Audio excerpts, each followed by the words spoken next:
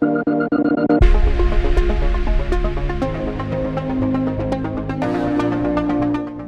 back to another episode of Keep Austin Safe, the podcast where we take you behind the scenes of the Austin Police Department. I'm your host, Jose Mendez, and today we're talking with a member of the Crisis Intervention Team, also known as the CIT unit. Now, this team specializes in mental health emergencies, connecting people to the proper resources, and overall just making sure everybody is staying safe, especially when it comes to people experiencing a mental health crisis. So joining us today, we have a very special guest, Sergeant James Turner of our Crisis Intervention Team here at APD. Today we'll be talking about the mental health side of things, what a mental health call looks like, what that process looks like from an APD standpoint, and then some of the resources that are available for those that just may need help in general. Now, Sergeant Turner has been here at APD for 19 years, and he's been with our Crisis Intervention Team for just over 8 years. So, Sergeant Turner, we appreciate your time, and thanks for being here today. Yeah, absolutely. Thank you so much for allowing me to be here to talk about this. Yeah. So we have a lot of good, valuable information to get into. So to start, let's talk about the Crisis Intervention Team and what your team is responsible for. Yeah, so we were formerly known as the Mental Health Unit of the Austin Police Department. We were started in 1999 to kind of address the rising need for education, training, and tactics on how we address situations when we interact with somebody who's in a mental health crisis. You know, everybody at the Austin Police Department now, though, is considered a part of our Crisis Intervention Team. They're all held to the same standards and all receive the same training. My particular unit is we're comprised of 4 officers, a crime analyst, a sergeant, myself, and an administrative assistant. And we operate and do a lot of different things for the department as the mental health unit. So we are the subject matter experts for our department. We do all the training. We liaison with the community, whether that's outreaching with our advocates in the community on mental health or IDD population, interacting with our hospitals and our other community collaborators that we currently work within the city of Austin. So the other stuff that we do is we also do a lot of follow-up investigations on consumers. So when an officer comes in contact with somebody and there's just some sort of long-term problem solving that needs to be had, or a follow-up later to try to get that person or that consumer into a better place, our unit will go out and do some follow-ups on that. Your unit specifically is more of a long-term investigation unit that may assist our patrol officers. You're not technically responding to all of the mental health calls that are coming into the city, but you're more of the assistance unit for patrol officers and things like that, correct? Yeah, and like I said a second ago, every officer in the Austin Police Department is a member of a Crisis Intervention Team program. They've all been trained in it. They know how to interact with folks. They're our emergency wing of our Crisis Intervention Team program, all patrol. And our unit is a follow-up, liaison, and training unit for our department. We do not emergency respond to scenes. There's only 4 officers and myself. They're of the sworn personnel. Okay, great. So, like, looking at statistics now, on average, about how many calls of mental health does APD receive yearly? Yeah, so for the last 2 years, we've averaged a little over 10,000 calls involving some sort of mental health crisis title code that we write a report for. In 2021, we had over 15,000. So, but that is quite possibly very underreported, because we all know that those are the primary contributing factors, is those 10,000 cases where the primary contributing factor was a mental health crisis of some sort. But I believe, and I think all law enforcement believes, that it's very underreported, because, you know, we can see people in mental health crisis in a myriad of other types of calls, whether they're driving while intoxicated and overindulging in alcohol to try to fight a depression, whether it's an assault, family violence, where an individual might have untreated or undertreated mental health condition that's causing them to cause an assault, or possession of narcotics, or somebody self-medicating for something like anxiety, we really see a lot more of that population than that 10,000 plus calls. The National Alliance on Mental Illness talks about that 1 in 5 adults, or 22% of our population, has a diagnosed mental health disorder within this last year. And that's a high number. And all studies also show that percentage is greater when interacting with law enforcement. That's a higher percentage that we see.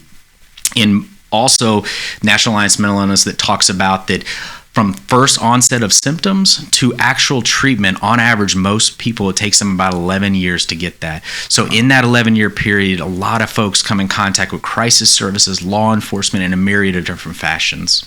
Those are very interesting numbers. But going back to, let's say, 2021, where you saw maybe a 15,000 kind of plus call for mental health services, or just calls related to mental illness. On average, you're looking at about 10,000 a year. Right now, in the last 2, yes. So what's the difference? Why the decrease from, let's say, the last 4 to 5 years? Yeah, I think it's a myriad of different things, everything from education in the public. I think we as society are accepting and understanding mental health more, and it's really about our collaboration. We cannot do it on our own in law enforcement, so we have a very strong collaborative relationship with other resources in our community, such as Integral Care. One of the great key factors on diversion away from emergency services has been our partnership with Integral Care and the C3 dispatch. Currently individuals in Austin who are experiencing some sort of crisis, whether it's a fire or anything, they call 911 for help, right? And right now, when you call 911 for help, they're going to ask you, do you need fire, law enforcement, EMS, or mental health? And then for those individuals, our dispatch and 911 call takers are really good about diverting those individuals to whichever service is the most appropriate for that individual. So if we don't need law enforcement, we don't need an EMS bill, let's get them to Integral Care and try to get those people to other types of resources or outpatient therapy. So I think that's one of the key contributors is our C3 Integral Care 911 dispatch. And that was something that was implemented not too long ago, or we might have even been the first agency to... Yeah, we were one of the first agencies in the nation to kind of integrate our mental health authority. So Integral Care, for those who are not familiar, Integral Care is Travis County and Austin's mental health authority within the state of Texas. They're the ones tasked with trying to get people who are indigent or other needed help when it comes to mental health, IDD diagnosis, substance abuse, etc. So we partnered with them. I think it was around 2019. We were one of the first in the nation to kind of integrate them within the 911 sphere. But prior to that, you really had to call a totally separate number. And for most of society, we don't always know that where we live, especially if you travel between societies. Some places it's a different phone number. It's like a 666 number. Here, it's just 911, and they'll get you directly to Integral Care.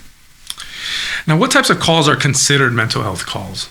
Yeah, it could really be any type of call. Kind of like I said a minute ago, we could see individuals in a mental health crisis, from a family violence to possession of narcotics, DWI, disturbances, bizarre behavior in public. It really could be anything. One of the primary ways that we as law enforcement are involved in the mental health system, in the vast majority, is when we're requested to the scene for a mental health crisis where somebody may be a danger to themselves or others, or deteriorate to the point where they can't remain at liberty. We call that assessment the Peace Officer Emergency Detention Power. So in the state of Texas, every law enforcement officer has the ability to take an individual against their will, to detain them and take them directly to a hospital, whether it's an ER or a psychiatric hospital for that matter.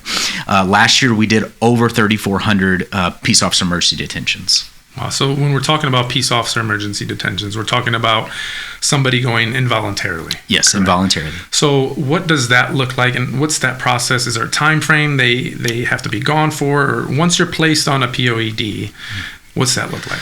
So we in law enforcement, we're public safety experts. We see danger, we see somebody, we're able to make that assessment, but the goal of it is to get somebody to a doctor, get them to a hospital setting where they can get the actual mental health treatment that they need. So the Peace Officer Emergency Detention is valid for 48 hours, but really it starts the minute they get to the hospital, and then the doctor he or she makes that determination on how much longer they can stay. They can stay up to 48 hours involuntarily.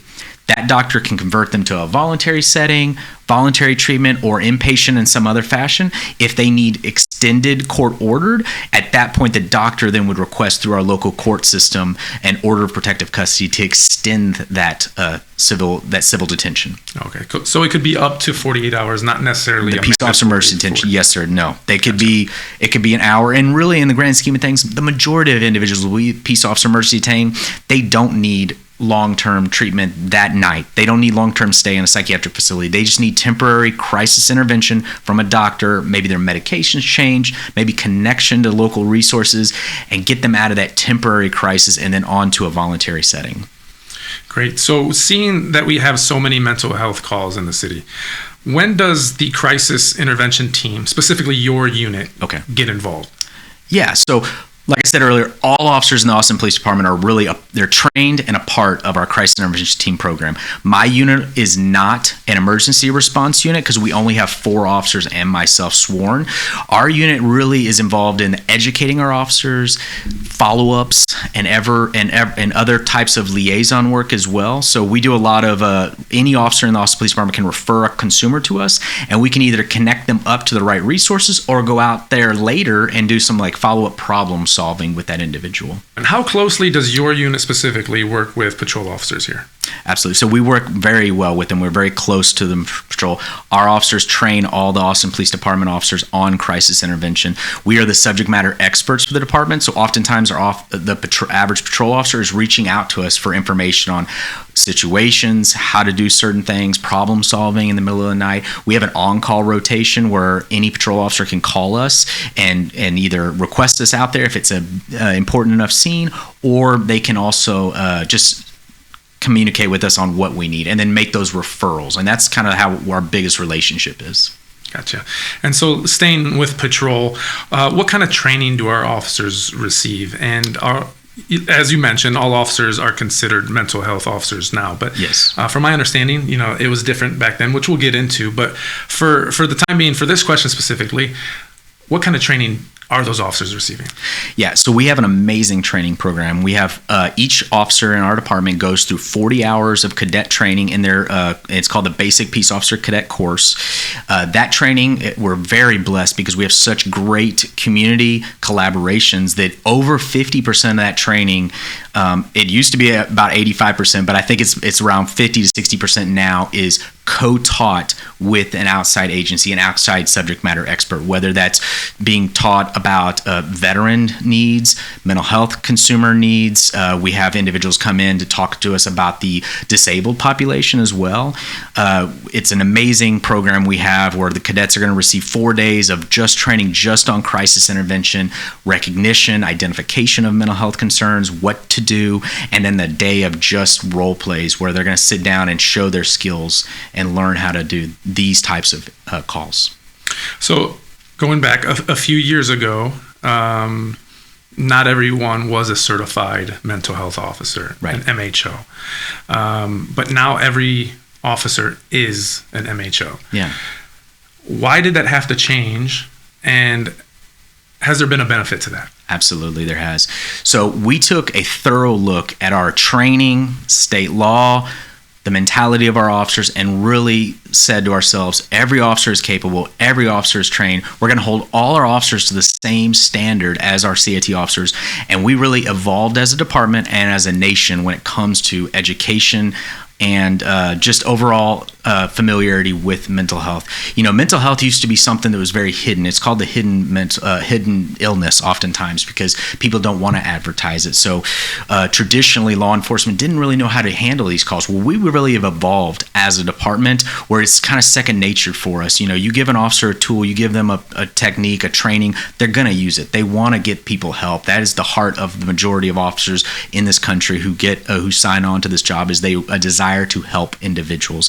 The one great benefit we have of this is now that prior to this program, prior to having just the mental health CIT officers on patrol, that was great. They were the subject matter experts for each shift, but we again realized the training is going great. all officers are trained on how to do the peace officer emergency detention, recognition, etc., that they're all subject matter experts when it comes to doing the peace officer emergency detention. So what's great now is that there's no longer a wait for a CIT or a mental health officer to come respond to the scene, because all officers are trained, have the same expectations and the same training that we did prior. Can you walk us through the process from the time an officer gets on scene and is about to deal with a mental health call up until he or she has to make a decision at the end of that interaction? Yeah, absolutely. So, an officer is going to be dispatched to a call. They're initially going to get the call text and just start making the determination, what do we have? Is this a assessment for a peace officer emergency detention, some sort of psychiatric call? They're going to start responding. The first goal on every scene is to make the scene safe for everybody involved. Let's make sure if we need to put somebody in handcuffs, detain them, whatever that might look like to make the scene safe, de-escalate the situation, and then start our investigation. The patrol officer is going to perform an investigation, which is going to involve talking to family members, friends, maybe the person that called 911. Let's find out why we're here and what we need to work with, right? And then if we make the determination that the predominant reason for the call and why we're there today is to make an assessment for a peace officer emergency detention, they're going to perform that. They're going to look at how is that individual a danger to themselves or others?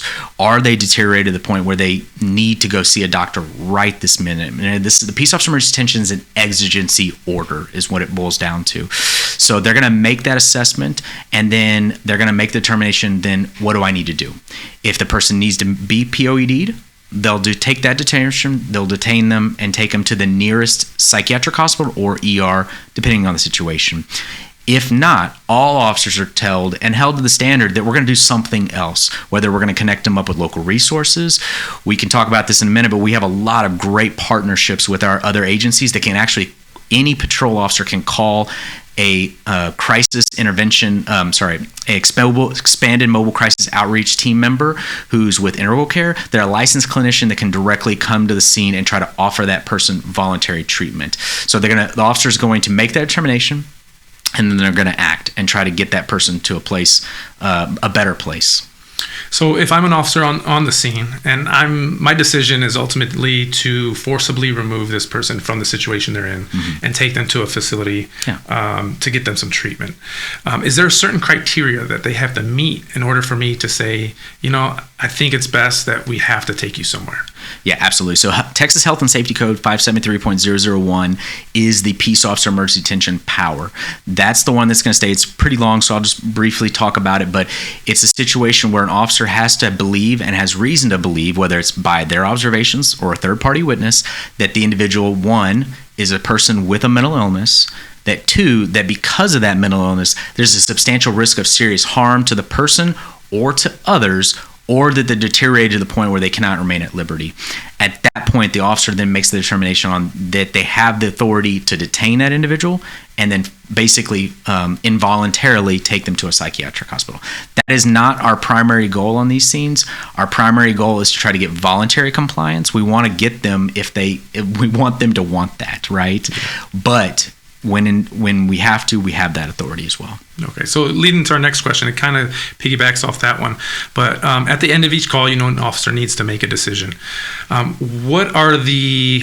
that moment, what are the resources that are available to them, either if they have to POED somebody or if they determine they're not really an imminent threat to themselves or somebody else? Yeah. What's the next resource? Let's say this is at 3:00 in the morning and we're operating out of business hours. Yeah. What are the options available to that officer at that moment? So we're really blessed in our community that the city of Austin and the residents really support getting people help in our community. So an officer has the ability, one, to do peace officer emergency detention, which could mean taking that individual to a nearest psychiatric hospital or an emergency room hospital.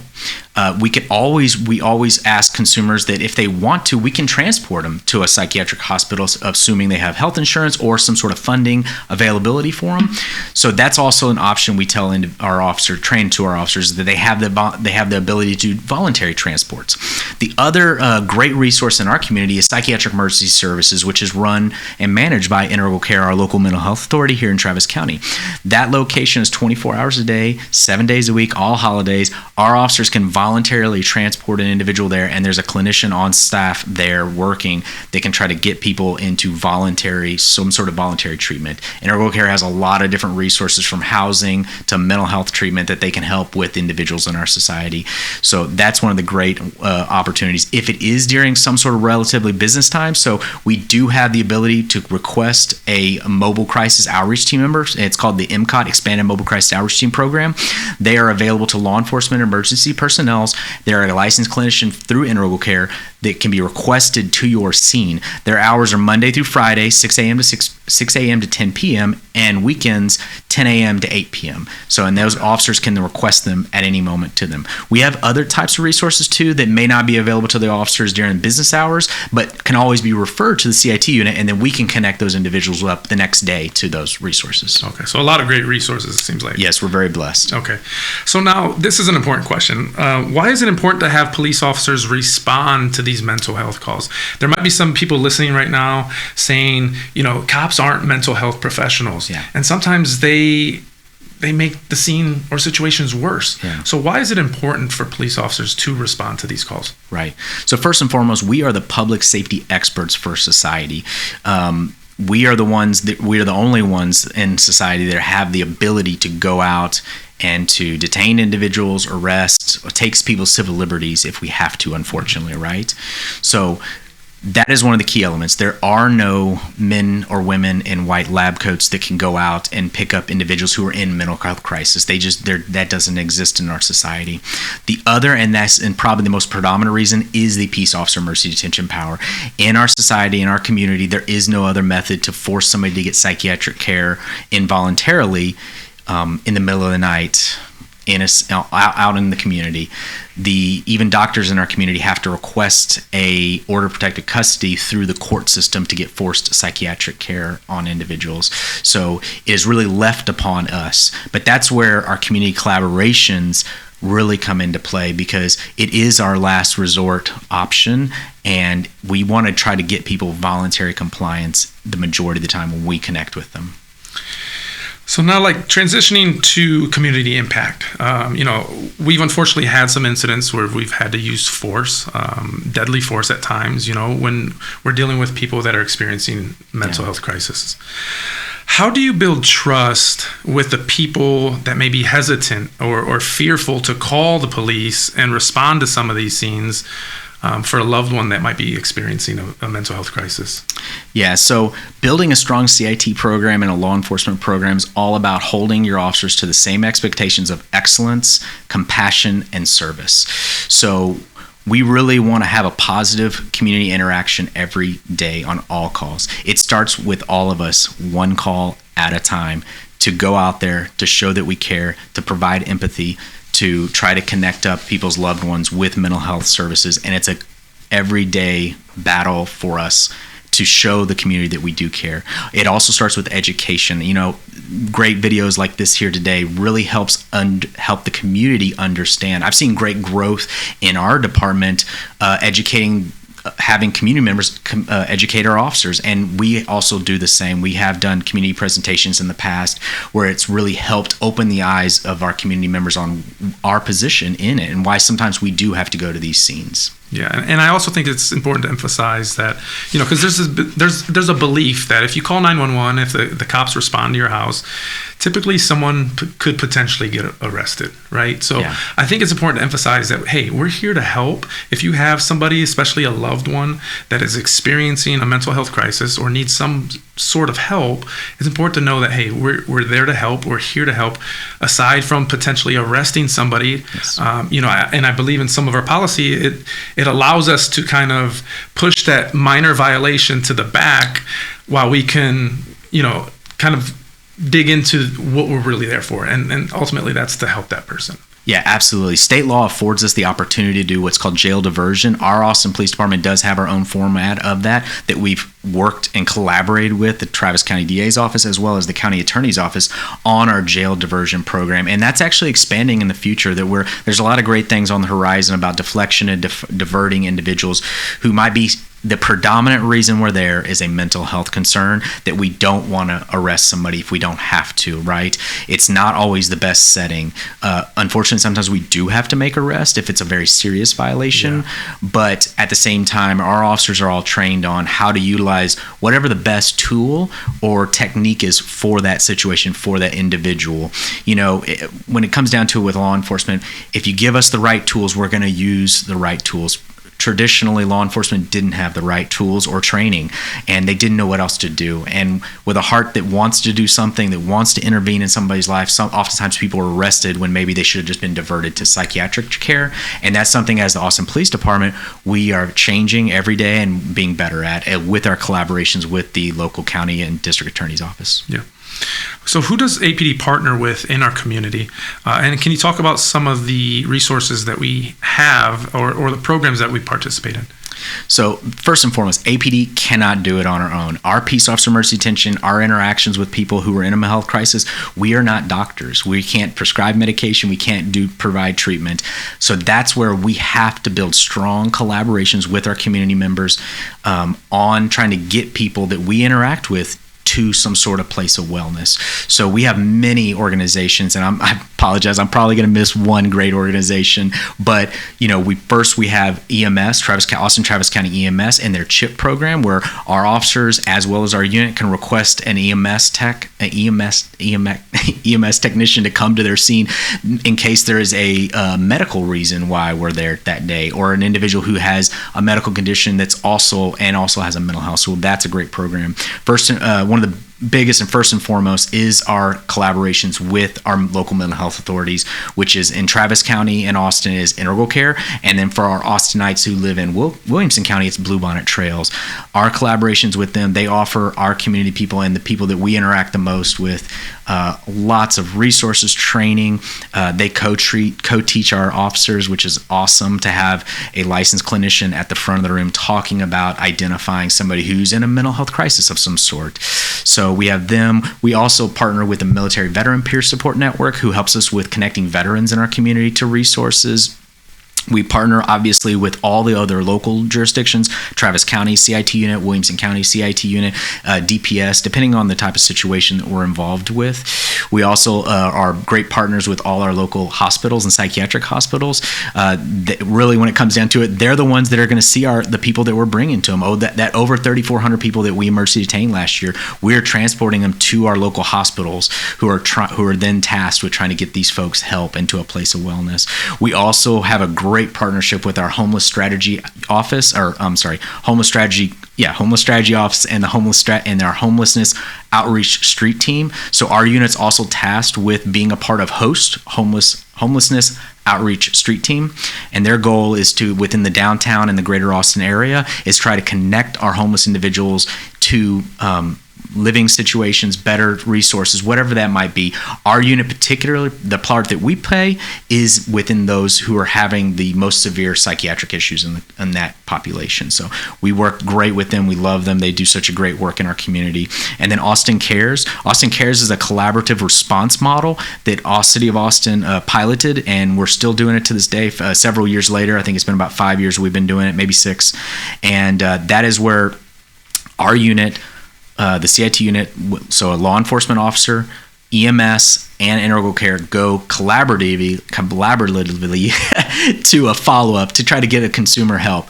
And so that way you get 3 different types of professions looking at a situation, looking at an individual, and all collaboratively trying to get this person to a place of wellness. Yeah. But again, we can't do it alone. Yeah, I mean, it seems like there's just so many resources. And it's nice to see that, mental health isn't just being pushed aside, but, people are there to help when asked or when needed.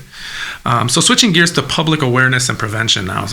What should the public know about mental health crisis that they may not realize? Yeah, I think one of the biggest things is our involvement. And it just with that peace officer emergency detention, like we talked a little while ago, that's one of the big reasons, and public safety, that law enforcement does respond to these scenes. I think the other big community misconception is that mental health is closeted or quiet.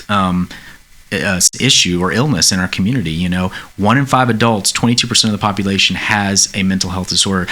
My family's not exempt from it. Your family's not exempt from it. That is our brothers and sisters, our grandmothers, our aunts, our uncles, our fathers, mothers. And so it's a community collaboration when it all comes down to it, because we won't know if somebody's going through a mental health crisis unless somebody calls and gets that individual help. So it's a community effort. Which leads us to our next point. How can someone call for help that ensures the right kind of response? Absolutely. So if it's an emergency or possible exigent circumstance, 911 is the most appropriate. When you call, you're going to get asked if law enforcement, EMS, fire, or mental health services. And like I said earlier, our 911 dispatch is really good about trying to divert to the most appropriate for that situation. So if you have a family member or loved one who's going through a mental health crisis that may be a danger to themselves or others at that moment, whether it's suicidal or possible homicidal ideations, that you try to call 911 immediately and try to get that person to some sort of help. Okay, so if I were to call 911 about a mental crisis that's happening in front of me, or I know somebody that might be experiencing something, that doesn't necessarily elicit a 911 response, does it?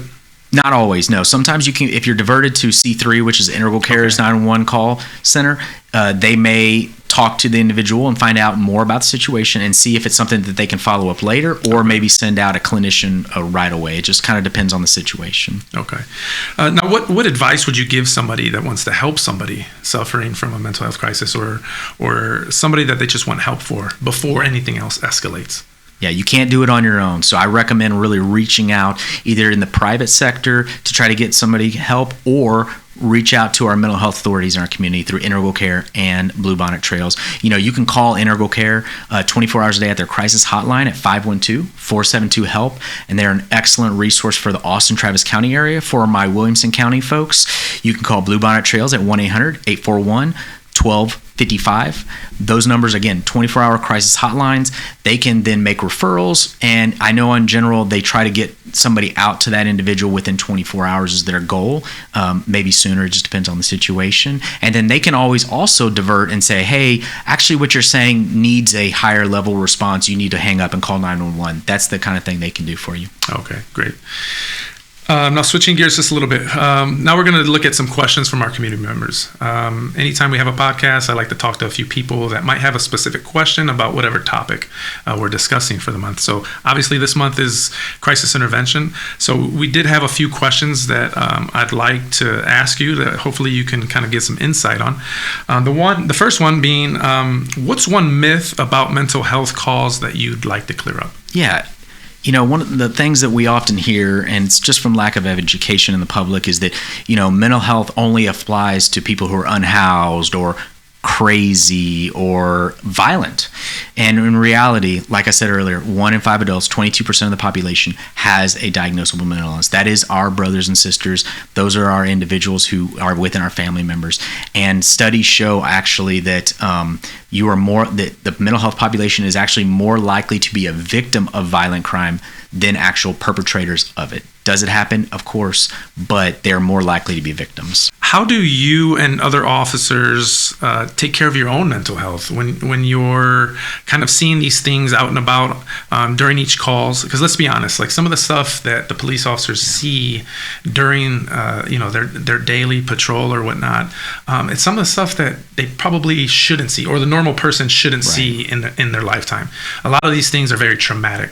So how do you take care of yourself when you're trying to care for others? Yeah, absolutely. So our profession is very susceptible to developing mental health disorders, substance abuse disorders, anything from divorce to, we see a lot of traumatic things. And, the majority of stuff that the population doesn't have to see. Trauma really can cause or trigger mental health conditions, poor coping skills.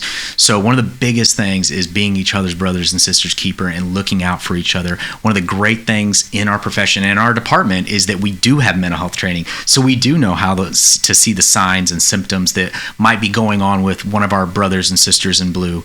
And that in those moments, we need to make the proper referrals. We have staff psychologists.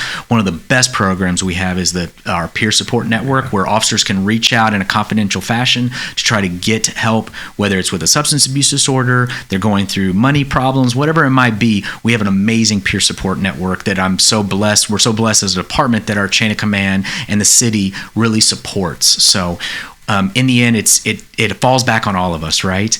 And to try to watch each other's back, try to get each other help when needed. And then it's also up to supervisors. Great. So the last question we had from a community member.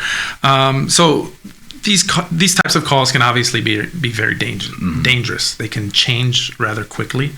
So how do officers balance safety with compassion when you're dealing with mental health calls? Yeah, absolutely. It's very difficult. So first and foremost, when we arrive on these scenes, it's safety for all. We don't want to hurt anybody if we don't have to. We want to make sure we get everybody de-escalated. So we work on the priority of life scale. So our initial response is going to be try to stop the dying, stop the hurting of anybody who might be innocent or a bystander. And then the officer safety is also important. So that way, because if they get injured or hurt, then they can't help out the individual. And then the consumer that we're interacting with. In the end, it's all about de-escalation. It's about requesting as much resources as we can to the scene, whether it's more de-escalation techniques, whether it's requesting our hostage negotiators out to the scene, whether it's requesting less lethal options if we need to go down that route. The majority of our mental health crisis calls that our officers are involved with, the majority do not end up with a use of force. So our officers are already doing a great job of that, but using time, distance, communication is the biggest one. Really the biggest tool from any law enforcement professional, and they'll all tell you this, is that your ability to communicate, to empathize. People in a mental health crisis are just people when it's all said and done. They are humans just like you and me. They don't want to hurt somebody, but sometimes they might just be in a place where they're not making the right decisions. So it is important for officers to get to the scene, de-escalate the situation, and then again, point the person in the right direction. We talked earlier about jail diversion, and that's why oftentimes our officers are getting injured or hurt trying to detain somebody, but we're not filing those criminal charges because we recognize that the individual is having some severe psychological issues that are causing them to make these mistakes. So if we can jail divert, if we can take them to the sobriety center, if it's alcohol or drug related, there's a lot of great resources that we can call to the scenes. And so from your personal experience, especially with crisis intervention, would it be safe to say that somebody that has a good interaction with police during a mental health crisis, do you think they're more likely to continue to call if they do continue to have these kind of crisis moments? Yeah, absolutely. I mean, if you have a positive reaction in any industry or any part of life, you're going to be more apt to call that. And so if you have a negative one, you're less likely, right? And that could lead to worse outcomes if we're not helping each other out in society. And if you see something, please get your family members help before it leads to law enforcement's involvement. Yeah. So as we wrap things up, I have to ask, what's the hardest part of your job or the position that you're in right now? I think really it's just the lack of time and the smallness of our unit. We could do so much more with more officers in our department. We really have a lot of great goals for this coming year and what we want to see our program advance and develop. And so I think just lack of time and a lack of enough people right now. So. Yeah. So now when I was on patrol and I was a mental health officer, I had the opportunity to, talk to a lot of these people that were having a mental health crisis, talk to family members and whatnot.